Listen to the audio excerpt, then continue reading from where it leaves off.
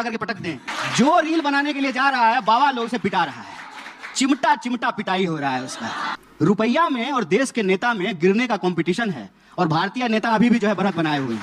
क्या कुमार वैसे मुलाकात हुई है कभी मोदी जी से आपकी? वैसे आमना सामना कभी हुआ है? मोदी जी हमसे क्यों मेलोनी से मिलेंगे, ट्रंप से मिलेंगे, हमसे क्यों मिलेंगे? मैं इस टीवी चैनल से, इस मंच से देश से माफी मांगना चाहता हूं। और आज जब सच में मतलब इस बात की ग्लानि होती है कि उस जो है ना महात्मा जैसे व्यक्ति को भला बुरा जो है इस देश ने के लोगों ने कहा, क्योंकि सूचनाएं उनको उस तरह से प्रसारित की गई। गठबंधन करने के बाद भी लोकसभा में आप 7 सीटें हारे और आप अपना चुनाव, हालांकि वोट आपने बहुत लिए थे, अच्छे खासे मोदी जी से ज्यादा वोट आया है हमको। मजाक नहीं कर रहे हैं, आप वोट काउंट करके देख लीजिए, मोदी जी से ज्यादा वोट आया है। अच्छा खासा वोट आया, वही मैं कह रहा हूं। पर उस हार का विश्लेषण आपने किया, क्या हुआ कि आप भी हारे और दिल्ली में 7 सीटें हारे गठबंधन के बावजूद? देखिए, चुनाव मैं कह रहा हूं कि संख्या बल के आधार पर बीजेपी 2014 में भी जीती, 19 में भी जीती, 24 में भी जीती है, इसमें कोई दो राय नहीं है। स्वाभाविक रूप से अगर आप राजनीति को क्रिकेट मैच की तरह देखेंगे, अगर इंडिया हारेगा तो ऑस्ट्रेलिया जीत जाएगा। अभी जो है बॉर्डर गवास्कर ट्रॉफी में क्या हुआ, हम हारे वो जीत गए। लेकिन राजनीति को ना क्रिकेट मैच की तरह देखना नहीं चाहिए। राजनीति हमेशा जो है मुद्दों की होती है, विचारों की होती है, विमर्श का होता है। हमारा ये कहना है कि मोदी जी जब मुख्यमंत्री थे वो जो बोला करते थे और आज जब वो तीसरी बार प्रधानमंत्री हैं, तो दोनों बात को मिला करके देखिए कि वो हारे हैं कि वो जीते हैं। वो कहा करते थे कि हम जब आएंगे तो मनरेगा को समाप्त कर देंगे, है हिम्मत, करेंगे मनरेगा को समाप्त। कहते थे कि ये मुफ्त में चीजें क्यों बांटी जा रही है। और 2024 के चुनाव का पोस्टर मैं आपको याद दिलाना चाहता हूं, 80 करोड़ जनता को जो है 5 किलो अनाज दिया जा रहा है। देखिए, हार का अगर विश्लेषण करना है तो हमेशा विश्लेषण इस बात का करना चाहिए कि हम हार कहां रहे हैं। हम हार रहे हैं जब इस देश के लोकतांत्रिक संस्थाओं को कैप्चर किया जा रहा है। हम हारे हैं जब इस देश के मुख्य जो चुनाव आयुक्त हैं उनकी जो नियुक्ति हो रही है उसकी प्रक्रिया बदल दी। ऐसा लग रहा है मॉरल विक्ट्री क्लेम कर रहे हैं। चुनाव नहीं, हम आइडियोलॉजिकल विक्ट्री क्लेम कर रहे हैं और आइडियोलॉजिकल डिफीट भी एक्सेप्ट कर रहे हैं। आइडियोलॉजिकल डिफीट हम वहां एक्सेप्ट कर रहे हैं कि इस देश की लोकतांत्रिक संस्थाएं कमजोर हुई है। आप किसी भी नौजवान से बात कर लीजिए, इनकी उम्र में हम ना सरकार पे उंगली उठाते थे। आज धीरे धीरे हमारी मानसिकता ऐसे बना दी गई है कि ये हमारा पर्सनल फेलियर है, हमको एंजाइटी हो गई है, हमको डिप्रेशन हो गया है, हम मेहनत नहीं कर पाए हैं। अरे भाई, सिस्टम का भी दोष है, सिस्टम पे सवाल उठाना बंद हो गया है, वहां हम हारे हैं। एक नौजवान चुनाव पे चुनाव भी हारे हैं। देखिए, लोकतंत्र का बहुत अटूट हिस्सा चुनाव होता है, क्योंकि वोटर वोट करता है। मैं कह रहा हूं कि लोकतंत्र को बचाने में हमारी जीत अभी नहीं हुई है, ये हम स्वीकार कर रहे हैं। इसको हम कहां, चुनाव में भी जीत नहीं हो रही है, उसका अनुनाश्रय संबंध है। मेरा ही कहना है कि चुनाव जीत भी जाइए अगर लोकतांत्रिक संस्थाएं नहीं बचे। चुनाव जीतेंगे तो लोकतंत्र बचा लेंगे। लोकतंत्र बचाने के लिए आपको सत्ता में आना पड़ेगा। अगर लोकतांत्रिक संस्थाओं को आजाद करना है, जैसा आप कहते हैं। रूस में चुनाव होता है ना, पुतिन लगातार चुनाव जीत रहे हैं ना, 90% वोट लेकर के चुनाव जीत रहे हैं। आप इसको कैसे देखते हैं? मतलब लोकतंत्र में चुनाव जो है वो एक दूसरे से जुड़ा हुआ मामला है। आप सिर्फ चुनाव के आधार पर रूस से तुलना कर रहे हैं आप हिंदुस्तान की? तानाशाही आ गई है क्या? मैंने कोई खराब तुलना थोड़ी है। वहां लोकतंत्र कहां है? लोकतंत्र रूस में लोकतंत्र नहीं है। चुनाव तो एक आदमी का राज चलता है। मेरा यही प्रश्न है आपसे कि क्या लोकतंत्र को हम सिर्फ चुनाव के परिणामों से देखेंगे? क्या सिर्फ संख्या बल के आधार पर हम लोकतंत्र को देखेंगे? पर बहुत इंपॉर्टेंट होता है चुनाव जीतना। बिल्कुल इंपॉर्टेंट होता है, तभी तो हम चुनाव लड़ते हैं। हाँ, पर क्यों नहीं जीत पा रहे, मैं यही पूछ रहा हूँ। कहाँ गलती हो रही है? ऐसा नहीं है, या तो मुद्दे गलत उठा रहे हैं, ऐसा नहीं है। चुनाव या तो मुद्दे गलत उठा रहे हैं, या जो लोग मुद्दे उठा रहे हैं उन पर जनता यकीन नहीं कर रही है। आप अगर ये समझते हैं कि राजनीति में होने का मतलब सिर्फ खुद एमपी हो जाना है, तब हम हार रहे हैं। अगर आप ऐसा समझते हैं, हम ऐसा नहीं समझते हैं। हम समझते हैं कि जो 100 लोग कांग्रेस पार्टी के सिंबल पे जीत करके वहां गए हैं, वो भी हमारी ही बात उठा रहे हैं, तो हमारा एमपी होना नहीं होना मायने नहीं। पर आपकी पार्टी भी नहीं जीत पा रही है। इतने इंपॉर्टेंट मुद्दे आप उठाते हैं और आप लोकतंत्र और लोकतांत्रिक संस्थाओं की बात कर रहे हैं, बहुत अहम मुद्दे हैं। अच्छा, एक बात बताइए, फिर भी आपके नेता राहुल गांधी हरा नहीं पा रहे हैं मोदी जी को। अरे कोई कुश्ती का मैच थोड़ी चल रहा है, बॉक्सिंग थोड़ी हो रहा है। भाई देखिए, बड़ी सीधी सी बात है। आपने कहा, देखिए बड़ी सीधी, क्या करें, मोदी जी को उठा करके पटक दें, ये कोई बात थोड़ी होता है। आप लोकतांत्रिक प्रक्रिया को देखिए ना, हम ये कह रहे हैं भाई चुनाव में पटखनी देनी चाहिए। अगर आप ये चाहते हैं कि आप सत्ता में आए और लोकतंत्र को आजाद कराएं, क्योंकि आपके हिसाब से वो नहीं, बेड़ियों में है। मैं कह रहा हूं कि लोकतांत्रिक संस्थाएं पिछले कुछ सालों में, कुछ दशकों में कमजोर हुई है। जिस तरह से हर चीज का, सत्ता का केंद्रीकरण हो रहा है, पूंजी का केंद्रीकरण हो रहा है, ये किसी भी लोकतांत्रिक देश और समाज के लिए अच्छा क्या नहीं। इसी वजह से हार रहे हैं चुनाव? क्या इसी वजह से आपको लगता है चुनाव हार रहे हैं? वजह है, मैं इसका एक एग्जांपल देता हूं। देखिए, हर टीवी चैनल पर सरकार के लोग जाकर के कह रहे हैं कि हम 5 ट्रिलियन इकोनॉमी बनने वाले हैं। बजाइए ताली, बहुत अच्छी बात है। हम 5 क्या, हम 15 ट्रिलियन की इकोनॉमी बन जाएं। लेकिन फिर ऐसा कैसे हो रहा है कि 5 ट्रिलियन इकोनॉमी वाले देश में 80 करोड़ लोगों को 5 किलो अनाज लेकर के खुश रहना पड़ रहा है? ऐसा कैसे हो रहा है कि इस देश के नौजवानों को 55% यूथ है इस देश में, उनको 5,000 की नौकरी नहीं मिल रही है, और एक अमीर अपने बेटे की शादी में 5,000 करोड़ रुपया खर्च करता है। और कन्हैया भाई, ये जो प्रश्न है, अगर इतने गंभीर मसले हैं, अगर इतने गंभीर मसले हैं और जनता इतनी परेशान है, फिर तो विपक्ष को इस बार जीतना चाहिए था। इंडिया गठबंधन मिलकर भी आप हरा नहीं पाए मोदी जी को। देखिए, अव्वल तो जो है, ये ऐसा मत प्रिटेंड कीजिए कि मोदी जी अकेले हैं। मोदी जी का दायां पैर जो है नीतीश जी के हाथ में और बायां चंद्रबाबू नायडू जी के हाथ में है। देखिए, किसी को ना बढ़ा चढ़ा के मत भूलिए। वो अगर उस तरह से देखिएगा तो उनकी सीटें घट गई हैं।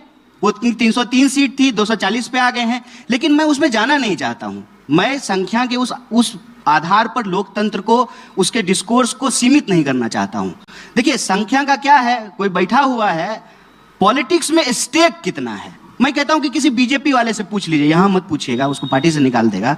जब बुलाते हैं तो उधर पूछिएगा पीछे कि भाई आज तुम सांसद हो, मंत्री हो, तुम्हारी चलती कितनी है?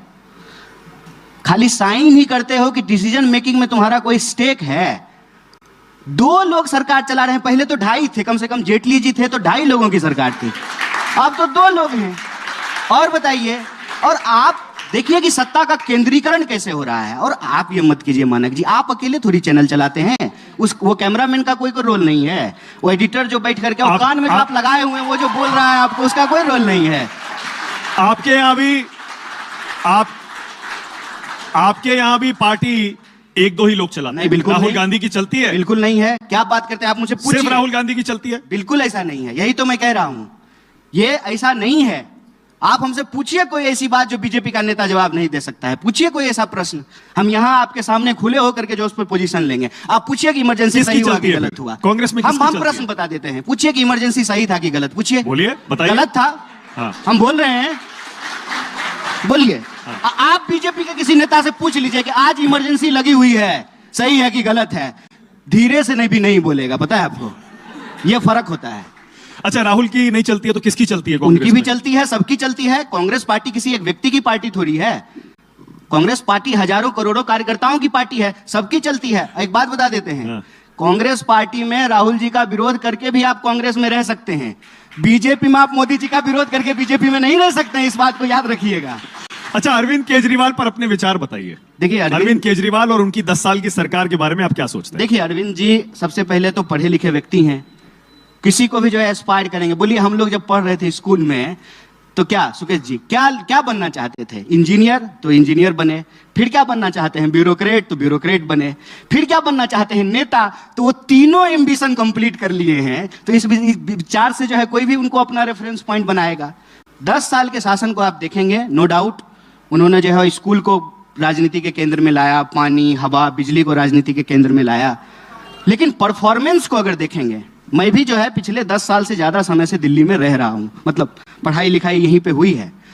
जितना कहते थे ना, उतना डिलीवर नहीं कर पाए, ये सच है। इसमें कोई लाग लपेट नहीं है। मैं अरविंद जी के साथ गठबंधन में रहूंगा तब भी उनके मुंह पे बोलूंगा, और आज जब उनके साथ गठबंधन नहीं है तब भी उनके लिए बात बोल रहा हूं। देखिए, हमारी ना कोई मजबूरी नहीं है किसी की चापलूसी करना। अगर चापलूसी ही करना होगा, मैं एक बड़े मजेदार बात बताता हूं। मेरा हरियाणा का एक दोस्त है, बोला भाई साहब गुही खाना होगा तो हाथी का खाएंगे। कितना मजेदार बात बोला है वो। चापलूसी ही करना होगा तो ट्रंप का करेंगे। बीच में मिडिल मैन क्यों चाहिए?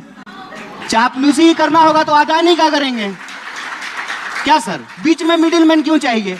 आपकी पार्टी कंफ्यूज रहती है अरविंद केजरीवाल पे। पूरी पार्टी कहती है अरविंद केजरीवाल भ्रष्ट हैं, शराब घोटाला देखिए हमने उठाया था, अब फिर गठबंधन भी कर लेते हैं। देखिए, और अब कहते हैं कि उन्होंने काम नहीं किया। देखिए हम पर्सनल अटैक नहीं कर रहे हैं, लेकिन एक बार आप हमको भाभी से मिलाइए, वो भी आपको लेके कंफ्यूज रहती होंगी।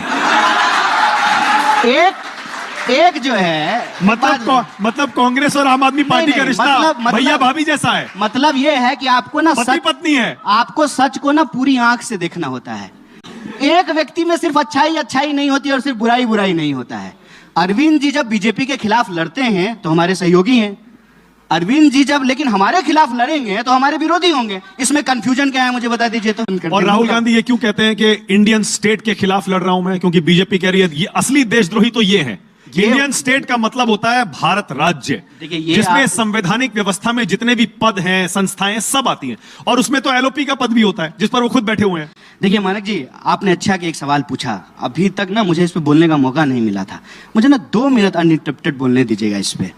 पहली बात तो ये कि ये बयान आज उछाला क्यों जा रहा है। As a audience, as a receiver and पे ना मैं इसको ऐसे समझता हूं कि दरअसल मोहन भागवत जी ने ना एक दिन पहले कहा कि 47 में जो आजादी मिली वो झूठी थी। बयान वो था, मुद्दा वो था। अब क्या है ना कि डाइवर्ट करना है तो कुछ पकड़ लो जिससे बात कहीं और पहुंच जाए। मैं इसको एक्सप्लेन करता हूं। देखिए, अगर आपको कहना है ना कि देशद्रोह क्या है, तो आज के डेट में जो राज व्यवस्था है वो राज व्यवस्था संविधान की राज व्यवस्था है। इससे पहले अंग्रेजों की राज व्यवस्था थी, उससे पहले मुगलों की राज व्यवस्था थी। संविधान के राज व्यवस्था में संविधान लागू होने की प्रक्रिया को झूठा साबित करना, मतलब भागवत जी के नजर में महिला पुरुष बराबर हुए, दलित ब्राह्मण बराबर हुए, ये झूठ था जो 47 में हुआ। वो राजद्रोह नहीं है, वो देशद्रोह नहीं है।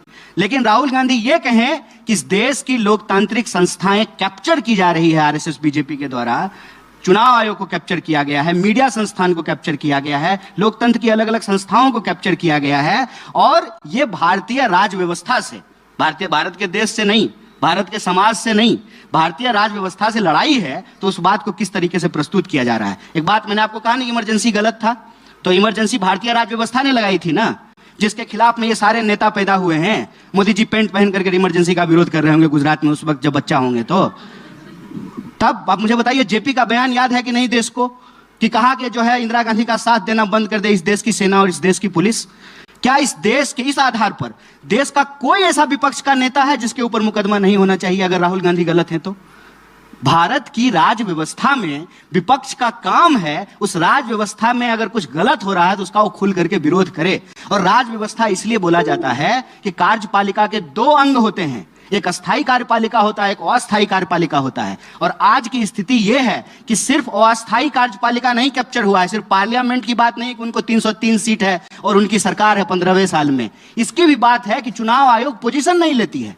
आप मुझे बताइए कि विधानसभा चुनाव के वक्त और लोकसभा चुनाव के वक्त महाराष्ट्र में 1 करोड़ वोट का डिफरेंस है, नए 1 करोड़ वोटर ऐड हुए हैं। इस सवाल को जब कांग्रेस पार्टी उठा रही है, चुनाव आयोग से पूछ रही है, चुनाव आयोग इसका जवाब नहीं दे रहा है। नहीं जवाब दिया उन्होंने, नहीं दे रहा है साहब। अरे ऐसे 50 सवाल हैं, चुनाव आयोग बोलती नहीं है। और आप क्या बात करते हैं, जिस तरह से हमारे आदरणीय राजीव जी अभी चुनाव आयुक्त बने हुए हैं, कभी भारत के इतिहास में ऐसा हुआ था? लेटरल एंट्री के नाम पे जी सर नमस्ते सर कहने वाले लोगों को हर पोजीशन पे बिठा दिए हैं और कहते हैं कि जो है इंस्टीट्यूशन कैप्चर नहीं हुआ है। आप अपने दिल पर हाथ रख करके बताइए मयंक जी, आपको डर लगता है कि नहीं लगता है? क्या आप आजाद हैं हर बात बोलने के लिए? हम आजाद हैं क्योंकि हमको जेल जाने से डर नहीं लगता है, हम इसलिए कुछ भी बोलते हैं। जिसको खोने के लिए कुछ है वो आज डर रहा है, और आप कह रहे हैं कि जो है लोकतंत्र में सब कुछ ठीक है। कन्हैया कुमार कुंभ में डुबकी लगाने जाएंगे क्या? अखिलेश जी हो आए हैं, राहुल गांधी और प्रियंका गांधी के बारे में लोग पूछ रहे हैं कि वो जाएंगे नहीं जाएंगे। मैं कन्हैया कुमार से पूछ रहा हूं, जरूर जाएंगे। कन्हैया कुमार कुंभ में डुबकी लगाने जाएंगे क्या? जरूर जाएंगे, लेकिन रील बनाने के लिए नहीं जाएंगे। जो रील बनाने के लिए जा रहा है बाबा लोग से पिटा रहा है, चिमटा चिमटा पिटाई हो रहा है उसका।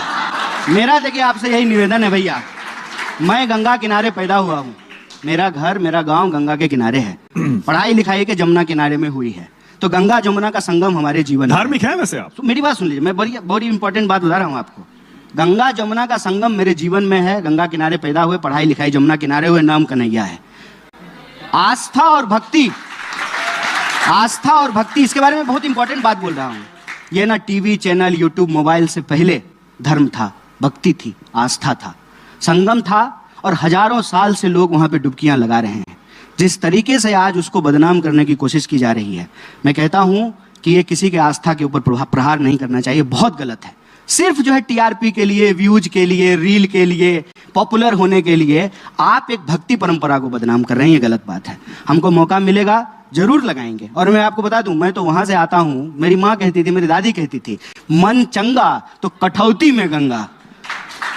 धर्म के खिलाफ नहीं है साहब, धार्मिक हैं, लेकिन आडंबर के पक्ष धार्मिक है। मतलब ऐसे धार्मिक है, हमेशा से रहे हैं या बाद में बदला है? भारत जैसे देश में पैदा होकर के कोई व्यक्ति अधार्मिक कैसे हो सकता है? अधार्मिक कैसे? अधर्म क्या है? अधर्म यह है कि आप पत्रकार हैं और आप सवाल ना पूछें, ये अधर्म है। मैं विद्यार्थी हूं, अगर मैं पढ़ाई नहीं करूं, ये अधर्म है। कोई शिक्षक अगर पढ़ाए नहीं, ये अधर्म है। न्यायालय में अगर न्याय नहीं मिले, ये अधर्म है। देखिए, धर्म आपकी प्रकृति से जुड़ा हुआ मामला। राम मंदिर जाएंगे? अभी तक तो नहीं गए। नहीं, राहुल गांधी नहीं गए, प्रियंका गांधी नहीं गई, कन्हैया कुमार नहीं गए, कांग्रेस के बड़े नेता। कौन से राम मंदिर की बात कर रहे हैं? जो अयोध्या में बना सुप्रीम कोर्ट के फैसले के बाद। गली के राम मंदिर में जाएंगे, राम जी वहां भी हैं, राम जी वहां भी हैं। कौन सा ऐसा हिस्सा है इस देश का, इस सृष्टि का, जिसमें राम नहीं? हमको बता। वहां तो पैदा हुए थे रामलला, अयोध्या में जहां पर मंदिर बना। आप कहां पैदा हुए थे ये तो पता नहीं है।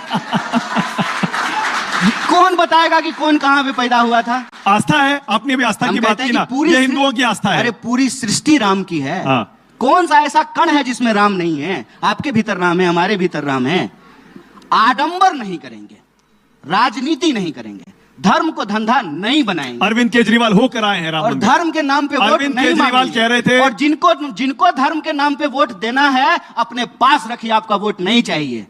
और याद रखिएगा, अगर आप धर्म के नाम पे वोट दीजिएगा तो ये वोट देने का अधिकार भी आपके पास नहीं बचने वाला है। पर अरविंद केजरीवाल एक बार नहीं, वो कह रहे थे 2-2 बार होकर आया हूं मैं। आप भी 200 बार चले जाइए, कोई दिक्कत नहीं है।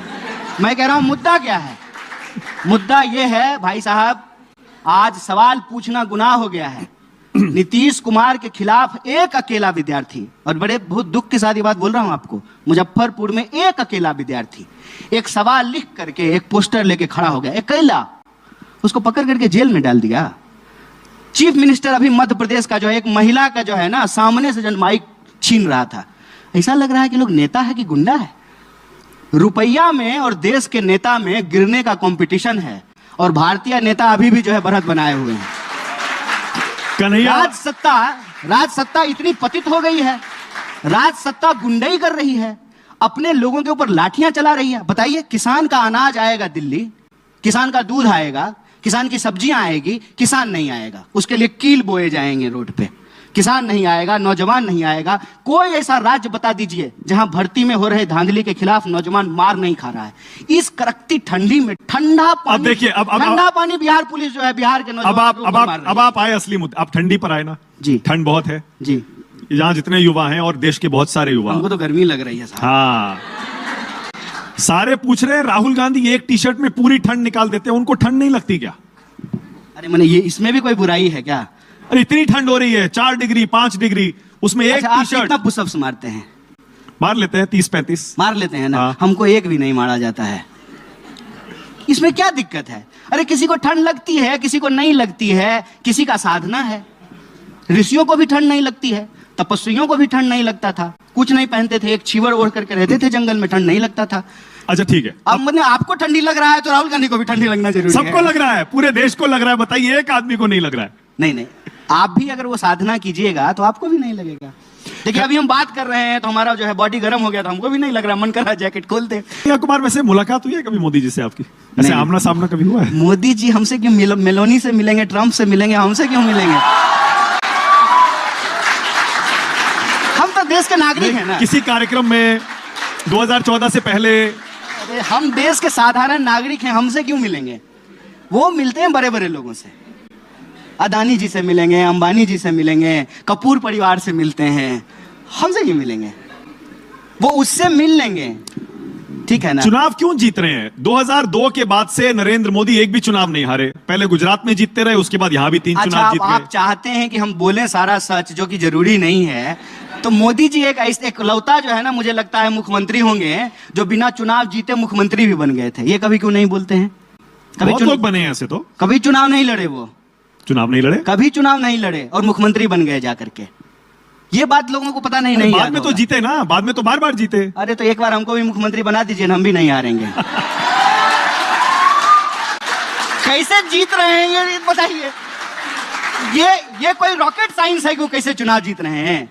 बताइए, 1 घंटा हो गया है, आप 50 बार मोदी जी का नाम लिए। आप बताइए कैसे जीत रहे हैं, कैसे जीत रहे हैं? देखिए, उनके पास तंत्र है, उनके पास जो है मीडिया का समर्थन है, उनके पास चंदा है, उनके पास जो है सिस्टम है, चुनाव जीत रहे हैं। और इस सब के बिना चुनाव होता है क्या? देखें, मोदी जी जब चुनाव जीत करके आए हैं तो कैसा शानदार ऑफिस बनाए हैं, 8,000 करोड़ का हवाई जहाज खरीदे हैं और बढ़िया चश्मा लगाते हैं, सुंदर मर्सिडीज पर घूमते हैं और तब कहते हैं कि मैं गरीब हूं। कहता हूं, हम कहते हैं, हे प्रभु हमको भी ऐसा गरीब बना दीजिए। अब कन्हैया कुमार बार बार जब ये कहते हैं कि बीजेपी लोकतंत्र की हत्या करती है, मोदी जी लोकतंत्र की हत्या करते हैं, उनके यहाँ तो अध्यक्ष का चुनाव हो रहा है। अच्छा, आपको नहीं महसूस होता? उनके यहाँ बीजेपी, ईमानदारी से एक बार बोल दीजिए। रुकिए ना एक मिनट। बीजेपी में अध्यक्ष का चुनाव हो रहा है। हाँ। और जमीन तक हो रहा है, जिला जिला आजकल वोटिंग हो रही है, उसके बाद वहां से केंद्र में आएगा और तब आपको मंत्रालय से फोन नहीं आता है? माना जी, सच सच बोलिए, एक बार आज सच बोल दीजिए। आप जीवन भर आपके प्रति जो है ना ऋणी रहेंगे। कोई पत्रकार है जो हिम्मत करके बोल देता है? बोलिए, मंत्रालय से टीवी चैनलों को फोन आता है कि नहीं आता है? एक बार बोलिए। हमें तो नहीं आता है। सुकेश जी बोलिए। नहीं, हमें कोई फोन नहीं आता। हिम्मत कीजिए, लड़ाई यही है। मैं कहता हूं कि यह देश हम सबका है, किसी से डरने की जरूरत नहीं है। कोई चुनाव जीत करके आ गया है तो क्या, जनता ने वोट दिया है, जनता को सच बताइए, यही जनता कान पकड़ करके उनको गंदी से बाहर कर देगी। घबराने की जरूरत नहीं है, लड़ाई यही है और कांग्रेस पार्टी ये लड़ाई लड़ेगी। ठीक है, मैं दोबारा पूछ रहा हूं, बीजेपी में अध्यक्ष का चुनाव हो रहा है और लोकतांत्रिक प्रक्रिया से हो रहा है। हमारे यहाँ भी हुआ है, हम भी वोट दिए थे खड़गे जी को। सॉरी, वोट बताना नहीं चाहिए था। वो गुप्त मतदान होता है, हमारे यहाँ भी चुनाव हुआ। तो आप बीजेपी पर ये आरोप कैसे लगा सकते हैं? जी जो है चुनाव लड़े, तो बीजेपी पर ये आरोप कैसे लगा सकते हैं आपकी वो लोकतंत्र विरोधी है? बीजेपी में लोकतांत्रिक चुनाव हो रहा है, जमीन जिलों में वोटिंग हो रही है आजकल, फिर उसके बाद केंद्र में भी वोटिंग होगी। भाई साहब, कुछ ज्यादा नहीं हो गया ये? मतलब कुछ भी। अरे तू अपने पार्टी में मानक को थोड़ा ठीक कर देता हूं। बीजेपी में आज तक अध्यक्ष पद के लिए चुनाव नहीं हुआ, कभी कोई इलेक्शन हुआ ही नहीं। मैं इसीलिए कह रहा हूं ना, इस बार चुनाव हो रहा है। तो इस मामले में चुनाव हो रहा है। इस मामले में कन्हैया को एज है, क्योंकि अभी वोटिंग हुई थी कांग्रेस में। हाँ, बीजेपी के अध्यक्ष पद के लिए आज तक कभी वोटिंग हुई नहीं। बहुत धन्यवाद आपका जो है। मेरा सवाल ही यही है। हाँ। मेरा सवाल ही यही है कि बीजेपी में अध्यक्ष पद के लिए वोटिंग हो रही है, इस बार चुनाव हो रहा है। चल झूठा। अरे एक बात बताइए, तो आप कह रहे हैं वो लोकतंत्र विरोधी है? अच्छा एक बात बताइए, कोई चोर अपने बाल बच्चा के लिए खड़ा होता है, चोरी करके लाता है, उसको जूता खरीद के देता है। अरे अपने घर में वो कैसे भी हो, समाज देश के लिए क्या है ये तो बताइए ना। आप एक सच पूछ दें सरकार के खिलाफ, इतनी क्या घबराहट है कि आपके ऊपर केस कर देंगे, आपके ऊपर मुकदमा कर देंगे, आपको जेल में डाल देंगे? मैं कहता हूं कि आपके पास 303 सीट की सरकार थी। मैं एक साधारण नौजवान यूनिवर्सिटी में पढ़ने वाला 4 सवाल ही तो पूछ लेता था आपसे, वो भी वही सवाल जो आप कहते थे। आपने कहा 2 करोड़ नौकरी मिलेगी, हमने पूछ लिया कि साहब कहां है, पकड़ के जेल में डाल देंगे लोगों को। ये लोकतंत्र है क्या? आप पत्रकारों को सवाल नहीं पूछने देंगे? अच्छा, कभी कभी क्या होता है, उनको भी रील बनाने का शौक चढ़ता है, भूल जाते हैं कि प्रधानमंत्री हैं वो इन्फ्लुएंसर, ऑलरेडी इन्फ्लुएंस कर रहे हैं 140 करोड़ लोगों को, पर रील बनाने लगते हैं यूट्यूब चैनल। अब ये रील तो सब बनाते हैं, राहुल गांधी नहीं बनाते हैं। अच्छी बात है, मैं क्या, राहुल जी भी बनाते हैं रील्स तो। अरे तो आप भी बनाइए, हम भी बनाते हैं। मैं इसको बुरी बात नहीं कह रहा हूं, लेकिन हम कह रहे हैं आप प्रधानमंत्री हैं, आप मने हर संडे आ जाएंगे मन की बात सुनाने के लिए, फिर कहेंगे कि सब्सक्राइब कीजिए, लाइक कीजिए, सारा टीवी चैनल पर भी आप ही चलेंगे, विपक्ष के नेता को भी बुला करके आप उनके बारे में पूछते हैं। बताइए, तो हर जगह तो आप हैं, सर्वस्व हैं आप। अच्छा ठीक है। तो मेरा ये है कि आपके पास इतनी ताकत है, इसी जनता ने आपको वोट दिया है, आप ये तो बताइए कि जो आपने कहा था कि आपके खाते में 15 लाख आएगा, आप 2022 तक सबको पक्का मकान मिल जाएगा, बुलेट ट्रेन चलने लगेगी। अरे बुलेट ट्रेन नहीं चली, कम से कम बुलेट को ही पटरी पे दौड़ा करके इनॉग्रेशन कर देते। आप कन्हैया कुमार, मैं आपको वापस दिल्ली, अच्छा इस पे कोई पूछ ले। हाँ। अपना नेता, और मैं अपना नेता मैं बताता हूं, बीजेपी के भी कुछ सांसद जो पहली बार सांसद थे मोदी जी के साथ, वो छोड़ करके कांग्रेस में आए हैं और उन्होंने बताया कि राजा जैसा व्यवहार करते हैं, और सवाल पूछ लिया तो मेरा पक्का हो गया कि मेरा टिकट काट देते। अच्छा ओके, अब तो मैं आपको सवाल नहीं पूछने देंगे। चुनाव पर ला रहा हूं मैं। और मैं एक बात बताता हूं, आप खुद पूछिए ना, मेरी बात छोड़ दीजिए। मैं कौन होता हूं कि 140 करोड़ लोगों के लिए तय करूंगा क्या सही है क्या गलत है? आप तय कीजिए। क्या आप आजादी से अपने विचार रख सकते हैं? आप अपने मुद्दे उठा सकते हैं? आपको आपकी योग्यता के हिसाब से नौकरी मिल रही है? किसानों को उनके फसल का दाम मिल रहा है? क्यों हर 3 मिनट में इस देश की किसी महिला के साथ यौन अपराध हो रहा है? क्यों हर एक घंटे में किसान आत्महत्या कर रहा है? ओके, अब- क्यों हर एक घंटे में अब दो दिल्ली के नौजवान चुनाव आत्महत्या पर कर रहा है? आइए। ये हम कर रहे हैं क्या? दिल्ली के चुनाव पर लौटिए और मुझे ये बताइए ईमानदारी से, बिल्कुल दिल पर हाथ रखकर आप तो वैसे ही बताइएगा, बार-बार चुनाव पे ही कांग्रेस- लौटाते हैं। कांग्रेस के नेता अभी भी दिल्ली चुनाव को लेकर दुविधा में हैं। शीला दीक्षित के 15 साल को अरविंद केजरीवाल ने क्या जमकर कोसा था, जिसके दम पर वो सत्ता में आए थे। फिर आपको उन्हीं के साथ गठबंधन करना पड़ा। आज उन्हीं के खिलाफ आप चुनाव लड़ रहे हैं। अरविंद केजरीवाल ने क्या शीला दीक्षित और मनमोहन सिंह के साथ अन्याय किया था, उनको भ्रष्ट कहकर? और आज वो कहते हैं कि मैं उनका सम्मान करता हूं। क्या कांग्रेस नेता होने के नाते मन में आपके वो टीस है कि केजरीवाल जी ने गलत किया था? चलिए, केजरीवाल तो और व्यक्ति है ना। मैं इस टीवी चैनल से, इस मंच से, देश से माफी मांगना चाहता हूं कि जब मैं नौजवान था, कॉलेज में पढ़ रहा था, तो मैंने जो है डॉक्टर मनमोहन सिंह के खिलाफ में जो है ना खराब शब्द का इस्तेमाल किया। मैं माफी मांगना चाहता हूं। और ये उस वक्त जो है ना हम लोगों को उसी तरीके से बताया गया, हमारे बीच में सूचना उसी तरीके से प्रसारित की गई। और आज जब सच में मतलब इस बात की ग्लानि होती है कि उस जो है ना महात्मा जैसे व्यक्ति को भला बुरा जो है इस देश ने के लोगों ने कहा, क्योंकि सूचनाएं उनको उस तरह से प्रसारित की गई। तो अरविंद केजरीवाल जी ने कहा है तो कहा है, और उनको आज महसूस होता है तो वो भी आकर के माफी मांगने बड़प्पन दिखा करके कहते हैं कि माफी मांगना चाहिए, आप मानते हैं? मैं कहता हूं कि वो उनका स्वभाव है। मेरा स्वभाव है कि अगर मुझे गलती स्वीकार हुई है तो मैं माफी मांग लूंगा, और मैंने ये गलती की है, और सिर्फ मैंने नहीं किया है। और उसमें शीला जी उस का नाम वक्त- भी जोड़ना चाहिए। उस वक्त- शीला जी के लिए भी माफी मांगनी चाहिए। बिल्कुल, आज दिल्ली की हालत देख लीजिए। कोई भी दिल्ली का व्यक्ति बता देगा कि जितना विकास शीला जी के वक्त में दिल्ली का हुआ, उतना विकास दिल्ली के इतिहास में कभी नहीं हुआ। शीश महल में रहना गलत है मुख्यमंत्री के लिए? नहीं, महल में तो जो है राजा को छोड़ करके किसी को नहीं रहना चाहिए, और लोकतंत्र में कोई राजा तो होता नहीं है।